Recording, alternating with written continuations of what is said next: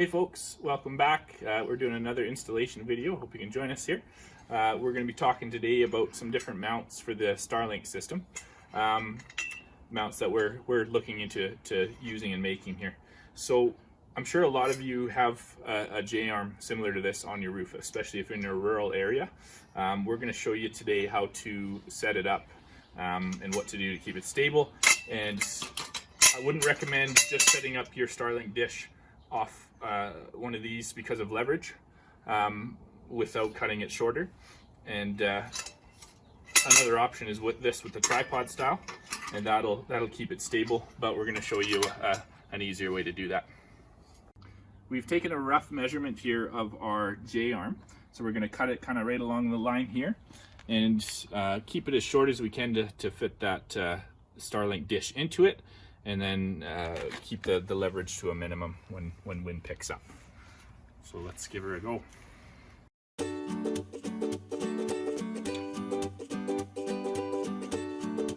There we have it. We've got a piece, we're going to give it a shot, see how it goes. This is the existing dish that we have on this roof at the moment. We're going to take this mount off with the J-arm here, put ours on back in place, so you can just use the same holes, maybe add a little bit of silicone to seal it up, and then we'll put our Starlink dish in. We've got the old mount taken off, so we've got our holes left here. Same base on this one, same J-arm. We've just got ours modified here for our Starlink dish. So we're going to put some silicone in the 5 holes here, and then we're going to put our lag bolts back in.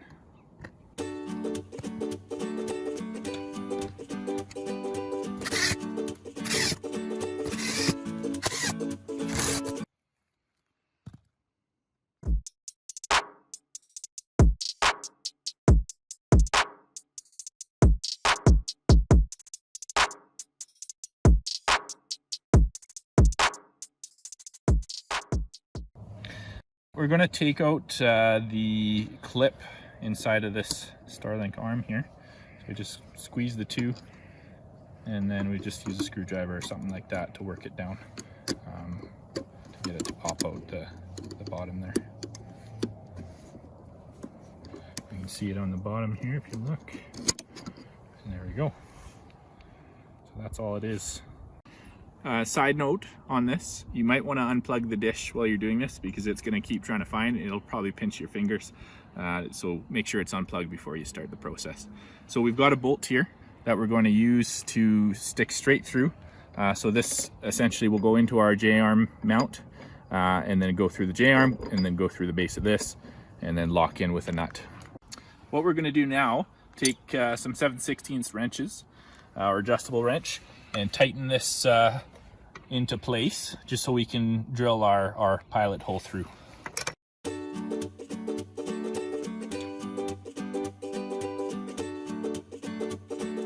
What we're going to do now is just take our pilot drill bit and punch our holes through. Make sure it's straight and level as you can possibly get, so the bolt will fit through nicely. So we've got our first hole through, and I'd come through kind of on an angle here. So as you can see, it's about 1/3 this side, 2/3 this side. So we want to make sure to rotate your bit until you're about half and half on both sides, so it comes through nice and straight on the arm. Pilot holes are in, so we're going to go with a bigger bit now, and this is going to be the size that our bolt will fit through.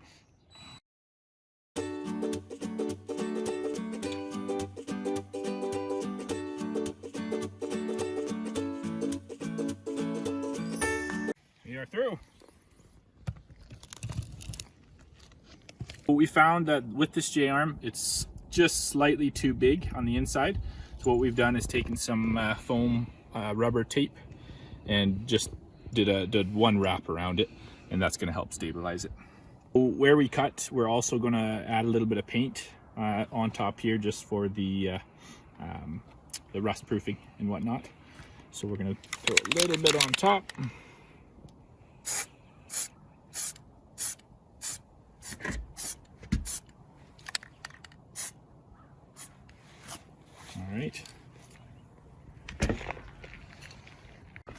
I'm going to drop it in here.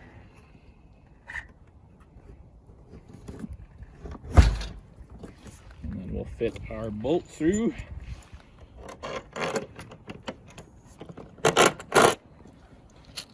We've got a washer on both sides, as well as a lock washer. And then we'll throw our nut on.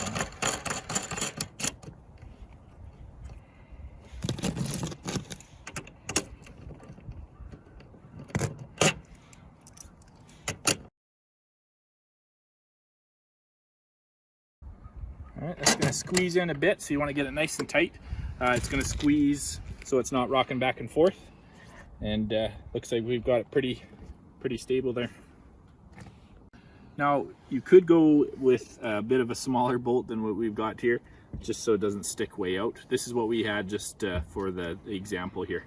The other thing we ran into is that like I said, we're a little bit big on the diameter of the inside of the old J-arm that was cut here.